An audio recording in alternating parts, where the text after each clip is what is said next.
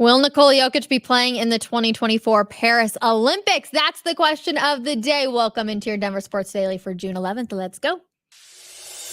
Taking you through your morning headlines, it's Denver Sports Daily with Rachel Vigil. It does appear so that the NBA MVP Nikola Jokic will play for his home country of Serbia at the 2024 Olympics in Paris. Jokic pulled out of last year's World Cup after the Nuggets' long summer of winning a title. Serbia got to silver, losing to Germany in the title contest. This year, with the early exit from the Nuggets, the big man will get back on the court in just 2 weeks from Monday when Serbia begins training camp on June 24th. Jokic is one of 16 of his countrymen to be selected to the roster, which will be shaved down to 12 when the crew heads to the Olympics. The Serbia Basketball Federation announced this on Monday. Before going to the Olympics, the team has friendlies on July 5th and July 7th against Netherlands and Turkey.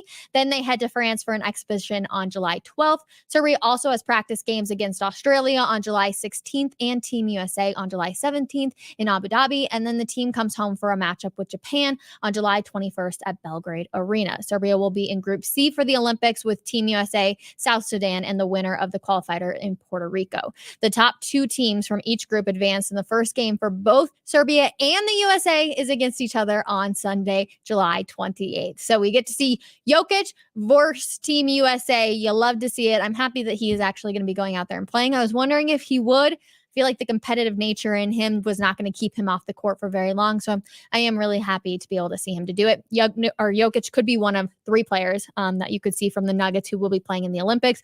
Jamal Murray is, of course, expected to play for Canada, and Vlatko Konkar on the Slovenian roster as they attempt to qualify for the competition. So again, super excited for the Olympics. If you did not know, our very own Jake Shapiro will be headed out to Paris for the Olympics. He is going on his honeymoon, so while he will not be working, I'm sure you're going to see lots of really cool stuff on his social media handles. So make sure you give him a follow. And of course, we hope he has an absolute blast here in July. It's going to be here before we know it, everybody. Heading on up to Boulder now. Deion Sanders is taking some criticism. In a new interview, ESPN commentator Paul Fadum discuss the quote-unquote prime effect in Boulder and why the honeymoon phase might be over. This is something that I have talked about a ton, and Deion Sanders is taking the criticism. Quote-unquote, it's just a matter of being honest. I don't consider him a great coach at all. He's a Hollywood-created celebrity primarily because of what he did in other walks of life, namely playing football. But I mean, he disappeared for a long time. We didn't really know what he was up to. And quite frankly, his performance as a coach has been less than spectacular. Dang, that is quite the quote right there from Paul. I don't understand quite the hate on Coach Prime, but I feel like the more you put yourself out there, the more hate you're always going to get. So let's be honest. But I also do agree. Coach Prime hasn't done hardly anything up there in Boulder that would qualify them for people betting on them to win the national championship. If it wasn't for who Coach Prime was, I don't think the talk up in Boulder would be quite what it is. So I do agree with the statement, but the way he phrased the statement, it's pretty harsh. I'm not going to lie on that front. So again, I'm curious, how do you feel? How do you feel about the Coach Prime situation up in Boulder? Are you here for it because it's a celebration pretty much every single weekend with a giant party going up there, and Coach Prime has brought a ton to Colorado, a ton to Boulder? Or are you like, he has done nothing on the football field. They won 4 games. What are we talking about here? Please let me know in the comments because I'm very curious on your opinion. We will move on over to the NHL now because the salary cap is going up for next season. The league announced Monday that the cap would be set at $88 million for the 2024-2025 season, an increase of over $4.5 million over this year. The lower limit would be set at $65 million, and the midway point is $76.5 million. NHL free agency begins on July 1st. One thing, and I do not mean this to offend any sort of hockey fans at all, so please don't take it that way, is I find it fascinating the difference between the NBA, the NFL, and the NHL money. It is just a drastic difference. Think about it. The Broncos are literally almost taking the entire salary cap for the Denver Broncos for that $88 million that it would be in the NHL. Like, think about that. Literally, Russell Wilson is costing this team $88 million. Granted, it's over 2 years. They're splitting it up. But it's insane that that is literally the entire Avalanche salary cap for this next year. Just blows my mind every single time. Again, though, like I said, NHL free agency begins on July 1st, and they are hoping to bring back Jonathan Drouin. Fingers crossed. There had been a lot of talk between that. Some new rules will be also changing, though, when it comes to the NCAA. It's just tweaking some of its college basketball rules for next season. So several rule changes have been announced by the oversight panel, including expanded replay for a shot clock violation. Love this. I don't know why we haven't done it sooner. Off-ball foul review and stricter penalties for abusing or threatening officials. Abusing. I'm like, are we abusing our officials on the court? I know we talk a lot of crap, but are we actually abusing them is my main question. There will also be an experimental rule during the 2025 NIT allowing coaches to appeal out of bounds calls, which I do like for sure. So some interesting changes coming to college hoops, which I'm definitely not opposed to. It will be fun. And it's also going to be fun because today Broncos minicamp begins. We can look at the schedule. 11 a.m. after the show is over. I'm going to be running to go get some sunscreen and then head on out to practice because it's going to be a toasty one here in the Mile High City. Then at 1:30 p.m., head coach Sean Payton will meet with the media also with select players. So it's going to be really good, everybody. Buckle up. We're about to have plenty of good stuff. And yes, 2 preseason games will be aired on NFL Network. So you got Sunday, August 11th against the Colts. And then you also have Sunday, August 18th against the Green Bay Packers. So week 1 and week 2 of the Broncos preseason games will be on NFL Network. So buckle up, everybody. It also looks like the NFL's longest tenured coach will add 3 more years to his total. The Pittsburgh Steelers on Monday signed Mike Tomlin to a contract extension that will add 3 more years to his 17-year run as the team's head coach, officials have announced. The financial considerations associated with the deal have not been revealed, but we all know Mike Tomlin and management over there at the Steelers, they had nice things to say about Mike Tomlin as well. Going on to say his leadership and commitment to the Steelers has been pivotal to our success during his first 17 years as head coach.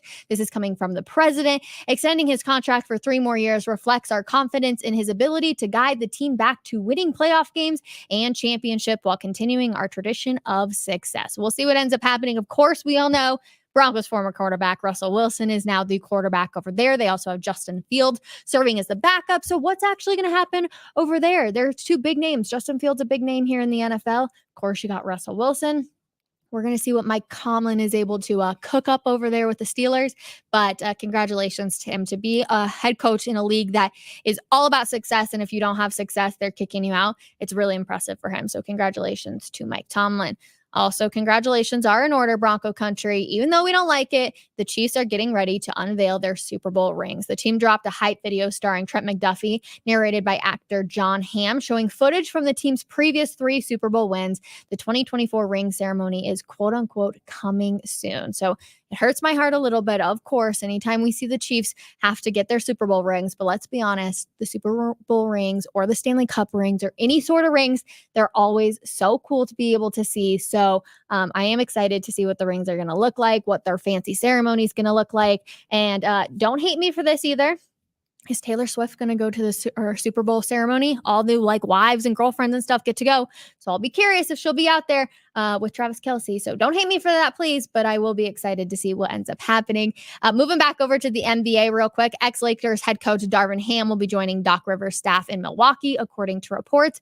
Ham was fired by the Lakers after they were eliminated in the first round of the playoffs. He had previously spent 4 years as an assistant coach for the Bucks, including their 2021 championship season. So Darvin Ham obviously got fired after the Nuggets eliminated the Lakers from the playoffs, but he lands himself a new job with Doc Rivers in Milwaukee.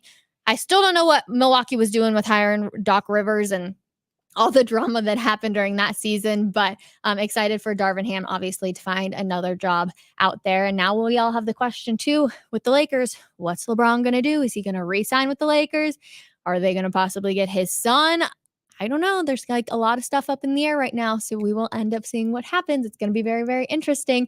A fun story for you. The next 2 are actually, one is really cool for me personally. So I hope you don't mind me bringing myself into this. And then the one after that is just a fun story as well. But Olympic swimmer Katie Ledecky is getting ready for Paris by training with the U.S. men's swimming team. She told the Today Show, "I train really well and race really well when I do have that opportunity to race with the guys, and not just any guys, but the best." Ledecky holds a record 7 gold medals at the Olympics, the most for any woman swimmer, and will be competing in her 4th Olympics next month. Now you might be right, Rachel, how does this connect to you?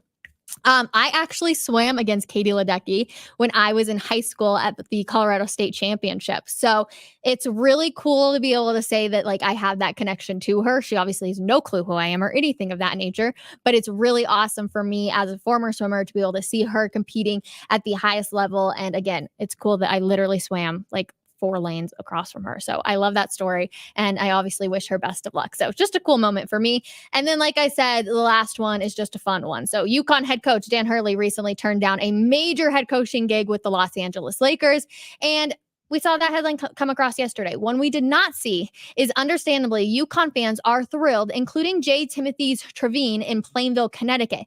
The establishment, which is known for its double fried and double sauced dirt wings, offered Hurley free wings for the rest of his life if he stays at UConn. So this is obviously just like a really funny story. I love that they want him so badly to stay there, which I think it's really cool that he actually is choosing to try and do a three-peat with UConn and run it back. He did turn down that 6-year, $70 million contract. So free wings for a year, you definitely cannot complain. One of the comments, love that players represent their countries, just don't get hurt. We saw that last year with Vlaco Kotar. In the World Cup, he obviously ended up tearing his, I think, Achilles or it was an ACL. I don't remember 100%. But yeah, just don't get hurt. That's the big thing. But I do love that they represent their countries. I'm excited to see Jamal Murray represent Canada. Jokic obviously out there with Serbia too. I was doing some back-end work for our website yesterday. I did not realize how many people from Serbia check out denversports.com. So I think that's awesome to see. I'm so glad that they're able to find it and connect with stuff we're writing on Jokic, obviously. So I just thought that was one of those really cool things. But back to your comment, Scott, don't get hurt. That is what we are all hoping for. I'm off target because I need to go get sunscreen before I bake in the sun while we watch the Broncos.